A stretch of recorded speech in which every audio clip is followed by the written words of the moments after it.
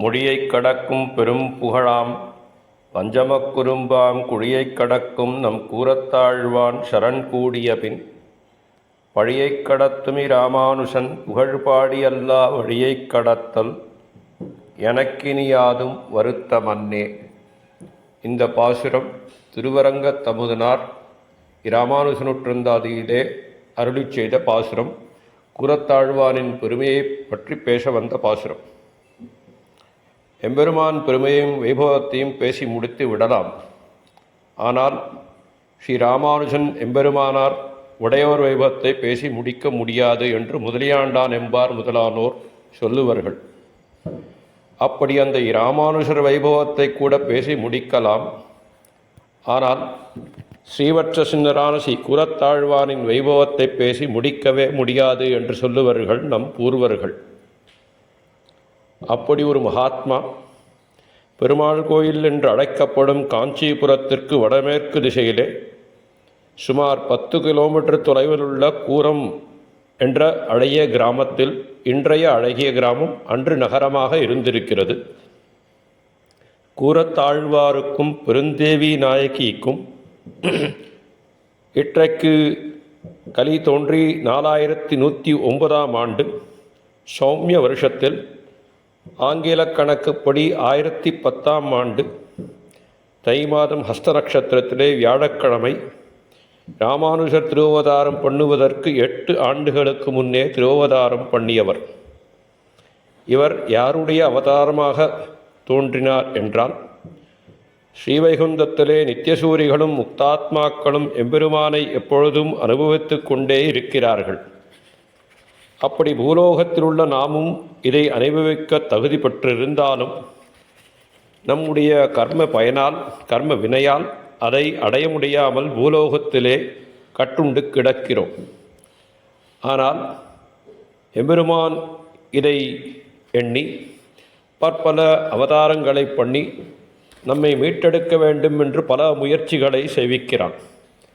மீனோடு ஆமை கேழல் நரி குரலாய் முன்னுமிராமனாய் தானாய் பின்னுமிராமனாய் தாமோதரனாய் கற்கியுமானாம் என்று அவதாரங்களையெல்லாம் பண்ணி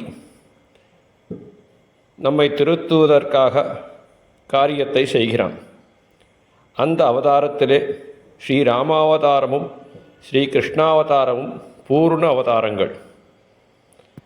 அந்த ராமாவதாரத்திலே ஸ்ரீராமன் தனக்கு பர்வதத்திலே நித்தியகைங்கரியம் பண்ணுவரான திருவரந்தாழ்வானை லக்ஷ்மணனாகவும், அந்த லக்ஷ்மணன் ஸ்ரீராமனுக்கு ஒழிவிலா காலம் வழுவிலா அடிமை செய்து போந்தான்.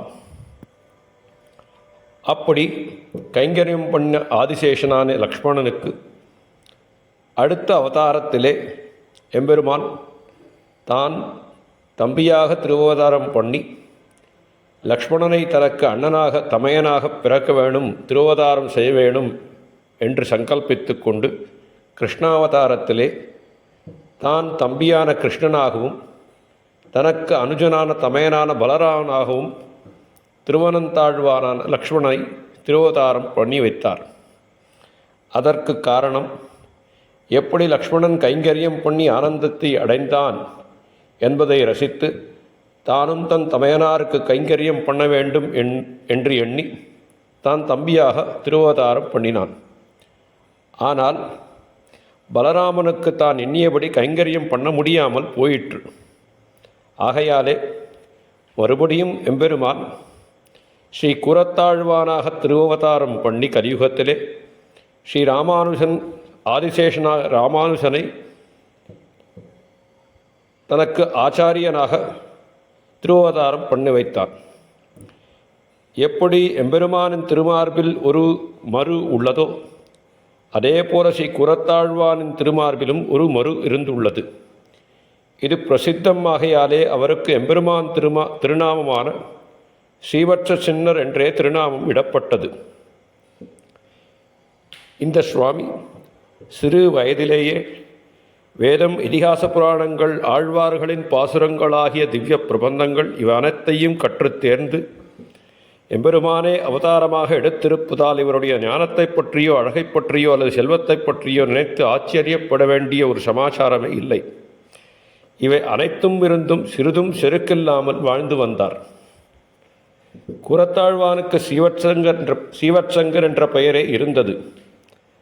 பிற்காலத்திலே ஸ்ரீ ராமானுஜர் திருமாலின் திருக்கல்யாண குணங்களிலே நம் ஆழ்வாரைப் போல் உருக்கத்திலே இருந்ததனாலே இவரை ஆழ்வான் என்று அழைத்தார்.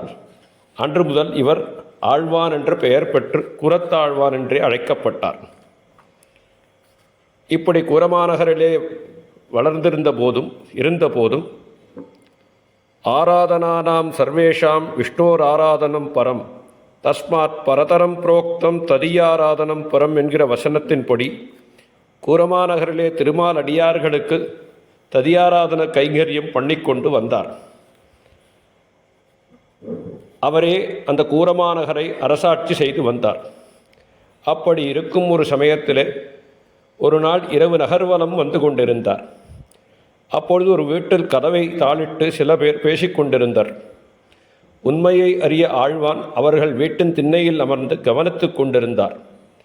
அவர்கள் அந்த வீட்டிலிருந்து வீட்டுத் தலைவரின் பெண்ணை பற்றித்தான் பேசிக்கொண்டிருந்தார். அவர்கள் பேசியது, இந்த பெண்ணின் ஜாதகப்படி அவளை மனம் புரிபவன் திருமணமான சிறிது காலத்திலேயே மறித்து விடுவன். இதை அறிந்த யாரும் இந்த பெண்ணை மனம் புரிய முன்வரவில்லை. வயதிற்கு வந்த அந்த பெண்ணை வீட்டில் வைத்திருந்தால் உலகம் பழிக்குமே என்று எண்ணி இவளை கொன்றுவிடுவது என்று தீர்மானித்து பேசிக்கொண்டிருந்ததை ஸ்ரீ கூரத்தாழ்வான் கேட்டார். மறுநாள் அவர்களை ராஜசபைக்கு வரவழைத்து முதல் நாள் இரவு உங்கள் வீட்டுக்குள் பேசிக்கொண்டிருந்ததை சொல்ல வேண்டும் என்று நிர்பந்திக்க அவர்களும் ஒன்றையும் மறைத்திடாது உள்ளபடியே சொன்னார்கள். ஆழ்வான் அதை கேட்டு, குடிமக்களின் வருத்தத்தை தீர்ப்பது அரசருக்கு கடமை, ஆகையாலே உங்கள் பெண்ணை நான் மணந்து உங்கள் வருத்தத்தை தீர்க்கிறேன் என்று உறுதியிட்டார். அப்பெண்ணின் பெற்றோர்கள், தேவரீர் மணந்தால் அவள் ஜாதகப்படி தேவரீர் உயிர்மாய நேரிடும், இந்த நாடு ராஜா இல்லாமல் ஆகிவிடுமே என்று வருத்தம் தெரிவித்தார்கள். அதற்கு ஆழ்வான், நான் சிற்றின்பத்தை விரும்பினாலன்றோ அப்படிப்பட்ட தீங்கு விளையும்.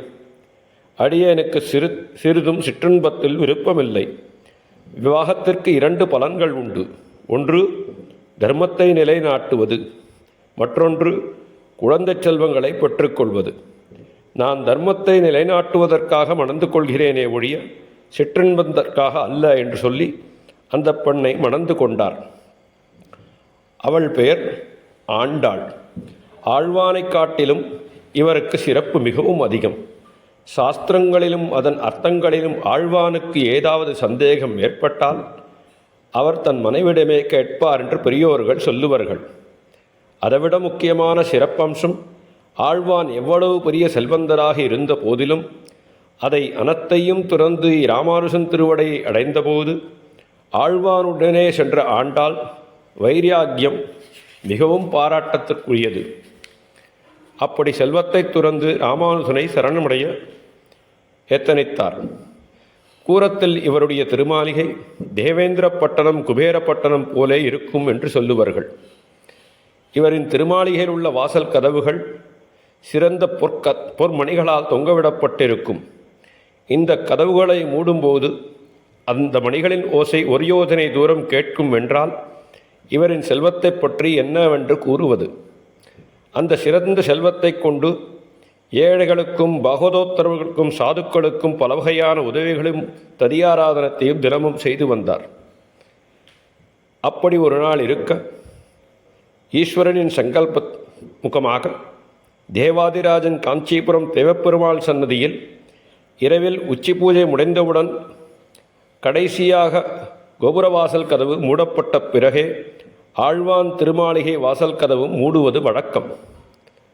ஒரு நாள் தேவப்பெருமாள் சன்னதியில் நடந்து கொண்டிருந்த மகோற்சவத்தின் காரணமாக உச்சிகால பூஜை தாமதமாக அதை அறிந்திராத கூரத்தாழ்வானின் வாசல் காப்போர்கள் ஆழ்வானின் திருமாளிகை காவலர்களுக்கு செய்தி தெரியாமல் போய் தினசரி கதவு மூடும் சமயத்திலே ஆஸ்தான கதவை மூடிவிட்டனர்.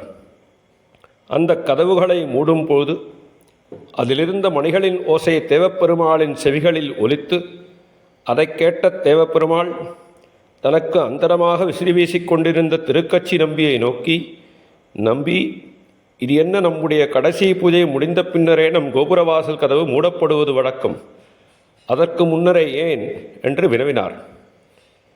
தேவப்பெருமாளின் கேள்விக்கு திருக்கச்சி நம்பி, இது நம்முடைய வாசல் கதவு அல்ல, இவ்வோசை கூரத்திலிருந்து வருவது அங்கே சீவட்ச சிம்மர் என்ற பகவதோத்தமரின் ஆஸ்தான வாசல் என்று சொன்னார். தேவப்பெருமாள் சிரித்து, ஆழ்வானது செல்மோ நம்மை இங்கே மயக்கியது என்று ஆச்சரியப்பட்டார். இங்கனமாக தேவப்பெருமாளும் திருக்கச்சி நம்பிகளும் நடந்த சம்வாதத்தை பற்றி கேள்விப்பட்ட கூரத்தாழ்வார் பதவரித்து போனார். தேவப்பெருமானின் செல்வத்தை அளவிட பிரம்மா முதலியவர்களும் சக்தியற்றவர்களாயிருக்க, அவனுடைய படைப்பிலே புழுபோன்றிருக்கிற என்னுடைய செல்வத்தைக் கண்டு எம்பெருமான் அதிசயப்பது கூடுமா? இது இந்த ஆத்மாவின் தன்மைக்கு தகுமோ என்று நினைத்து அத்துணை செல்வத்தையும் துறக்க வேண்டும் என்று முடிவு செய்தார். அப்படி முடிவு செய்தவர் அடுத்த நாள் என்ன செய்தார் என்பதை நாளைய தினம் பார்ப்போம். அடியேன் ராமானுஜதாசன். கூரத்தாழ்வான் திருவடிகளே சரணம். ராமானுஜர் திருவடிகளே சரணம்.